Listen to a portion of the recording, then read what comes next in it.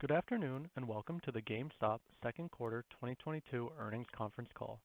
Please note that certain statements made during the call constitute forward-looking statements made pursuant to the Safe Harbor provisions of the Private Securities Litigation Act of 1995, as amended.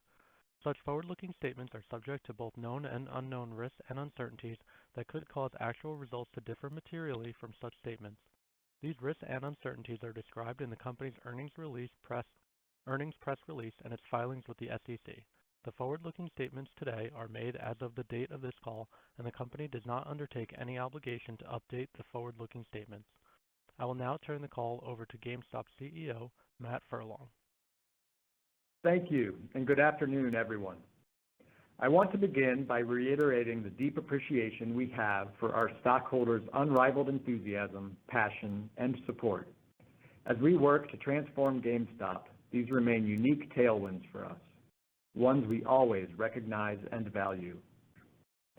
I also want to take this opportunity to thank everyone across the organization for bringing continued focus and intensity to our mission, particularly during an active Q2 that represented a transitional quarter for us.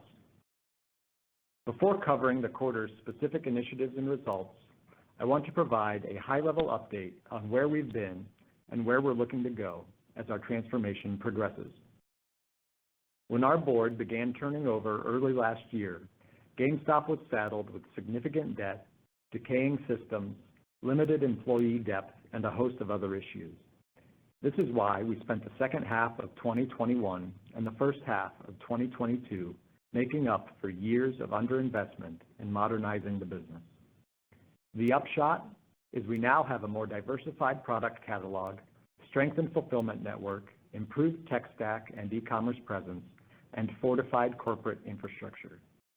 Thanks to these improvements, including our SAP implementation, we're able to start focusing on a new set of priorities that include achieving profitability, launching proprietary products, leveraging our brand in new ways, and investing further in our stores. During Q2, we took steps to support each of these new priorities. With respect to pursuing profitability in the coming quarters, we right-sized corporate expenditures and headcount following a period in which the company had hired more than 600 new individuals. These actions, combined with the elimination of one-time expenses in Q1, contributed to a 14.3% reduction in SG&A. We've done this while improving our e-commerce experience and reducing free shipping to customers to 1 to 3 days. We're going to retain a strong focus on cost containment and continue promoting an ownership mentality across the organization. On the product front, our enhanced tech capabilities allowed us to follow the launch of our digital wallet with the launch of our new marketplace that allows gamers, creators, collectors, and others to buy, sell, and trade NFTs. The launch of our NFT marketplace supports GameStop's pursuit of long-term growth in the cryptocurrency, NFT, and Web3 gaming verticals, all of which we expect to be increasingly relevant for the collectors and gamers of the future. When it comes to accretive partnerships, we've been actively exploring opportunities to strengthen GameStop's offerings and increase brand visibility. We're building on the momentum established by our previously disclosed partnerships with organizations like Immutable and Loopring, whether it be through new relationships that support our commerce business, blockchain group, or both. The deal we just announced with FTX is a byproduct of our commerce and blockchain teams working together to establish something unique in the retail world. Lastly, when it comes to investing in our stores, we rolled out an improved compensation model for U.S. store leaders. Each of these store leaders is being given a time-based equity grant of $21,000 that vests over 3 years, as well as the opportunity to earn additional compensation every quarter via a performance-based equity grant. In conjunction, we're raising hourly pay for certain store associates. These steps were taken to help us enhance retention and recruitment of passionate, quality talent. When we think about the GameStop of the future, we expect our stores to help us maintain direct connectivity to customers and sustain localized order fulfillment capabilities across more geographies. This is why, even as we continue evolving our e-commerce and digital asset offerings, stores will remain a critical piece of the company's value proposition. Taken together, we believe the aforementioned steps can help us attain profitability in the coming quarters and produce additional revenue growth over the long term. Let me now turn to our financial results for Q2. Net sales were $1.136 billion for the quarter, compared to $1.183 billion in the prior year's second quarter. Sales attributable to new and expanded brand relationships remained strong. It is also worth noting that sales attributable to collectibles, which is a segment we intend to grow over the long term, were $223.2 million for the quarter, compared to $177.2 million in the prior year's second quarter.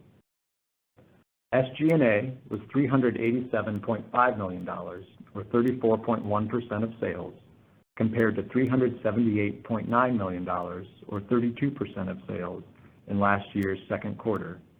As noted, we had a strong reduction in SG&A on a sequential basis versus Q1 of this year, and we're taking further steps to reduce SG&A on a go-forward basis. We reported a net loss of $108.7 million, or 36 cents per diluted share, compared to a net loss of $61.6 million, or loss per diluted share of 21 cents in the prior year's second quarter. There were no major one-time transformation, transaction, or related costs during the period. Turning to the balance sheet, we ended the quarter with cash and cash equivalents of $908.9 million. We continue to maintain a sizable cash position, even while investing in inventory to sustain strong in-stock levels and mitigate the full impact of lingering supply chain issues. At the close of the second quarter, we had no borrowings under our ABL facility and no debt other than a low-interest, unsecured term loan associated with the French government's response to COVID-19. Total liabilities compared to the second quarter of last year were down $237.8 million.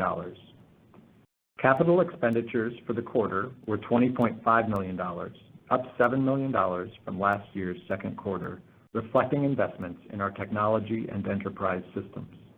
We anticipate CapEx will remain at modest levels. In the second quarter, cash flow from operations was an outflow of $103.4 million, compared to an outflow of $11.5 million during the same period last year. Inventory was $734.8 million at the close of the quarter, compared to $596.4 million at the close of the prior year's second quarter. In terms of an outlook, we're not providing formal guidance at this time.